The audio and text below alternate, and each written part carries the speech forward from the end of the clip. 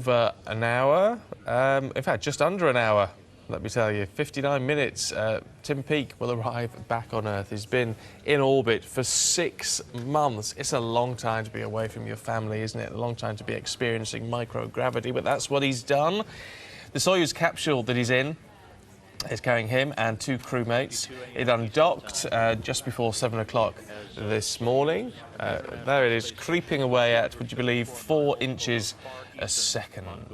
It's going to be touching down in Kazakhstan at 12 minutes past 10 this morning. And there to greet him in Karaganda is our correspondent, Thomas. Well, you won't be the very first person he sees, Thomas, but you won't be far behind. Indeed, this is the traditional staging post for cosmonauts on their way back from space to civilization.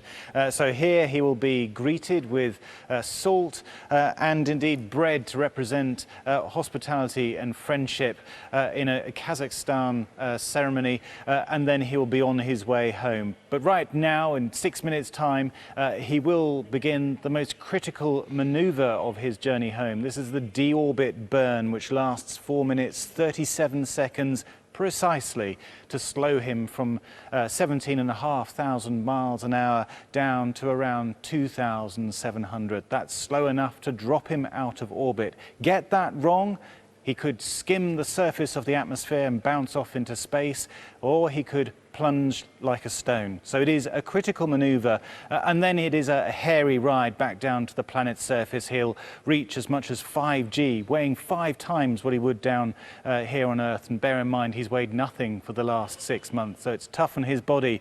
The capsule too will be buffeted by the forces of re-entry. It'll heat up to around 2,500 degrees Celsius as it makes its way through the denser and denser air of the atmosphere, finally reaching subsonic speeds where they can safely open up the parachute, and he'll drift down to Earth on the Kazakhstan steppes shortly after.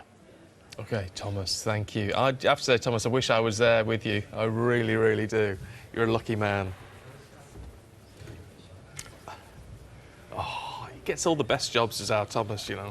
Let's go live to Westminster. Per Wimmer is an adventurer and a founding astronaut of Virgin Galactic. Good morning to you, Per. I mean, I know obviously you're looking to be the first Dane in space on board Spaceship Two when all that incredible thing all kicks off.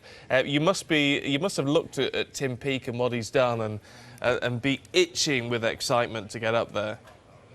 Absolutely. I'm so excited for Tim, and what a great 6 months it has been. Tim has been an absolutely fantastic ambassador for the whole space community, and he's inspired so many people here in the UK. I've been getting phone calls during the past 6 months from schools around the country who wanted to hear more about space and science and how it is to be an astronaut and what it entails. And no doubt when Tim comes back now, he will have the next 6-12 months being very, very busy running around schools and sharing this great experience that he's been through. He's been an absolutely fantastic ambassador. It is a phenomenal thing, and it's nice to see at this time, isn't it, that we are getting a bit of that space race back, do you think? I mean, that's partly surely got to do with the fact that private companies are getting more involved than ever before. Very true. This is almost similar to the late 1920s, early 30s, where aviation was reserved for only government astronauts and for high net worth individuals.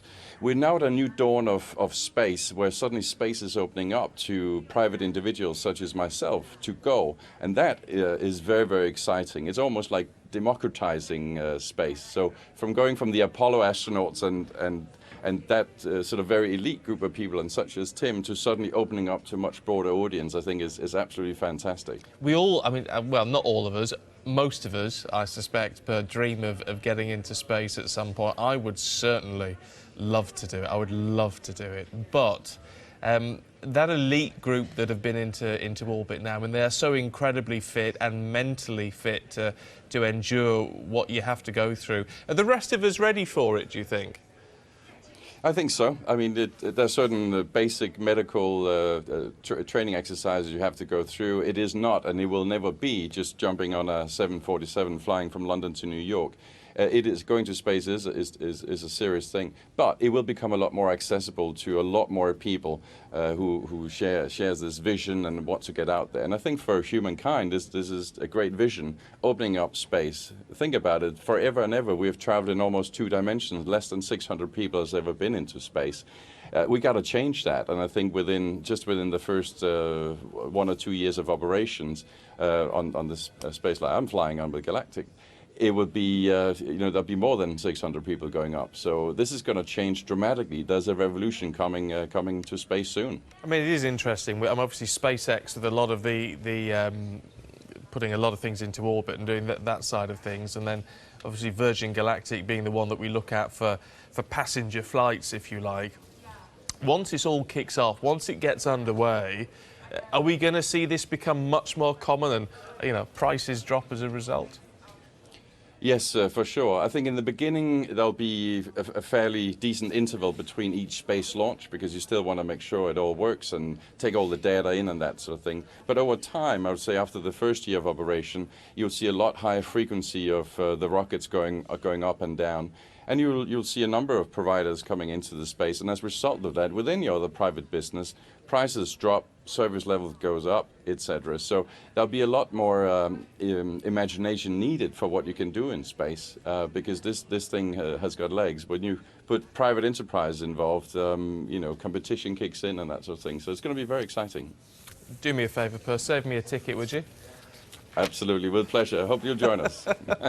Please, see you in space. Oh, yeah. Do you know what? I think you'd have to pay for your own ticket. I'd give my eye teeth for that, I would. Per, really good to talk to you. Thanks very much indeed. You keep Have trying. a smile. Keep trying, it would don't be you? such a dream to see the blackness of space and the curvature of the Earth. It would be a phenomenal. Terrifying, though. Yeah, scary, but wow, worth it. Anyway, stay with us here on Summer. It's got more coming up in just a moment.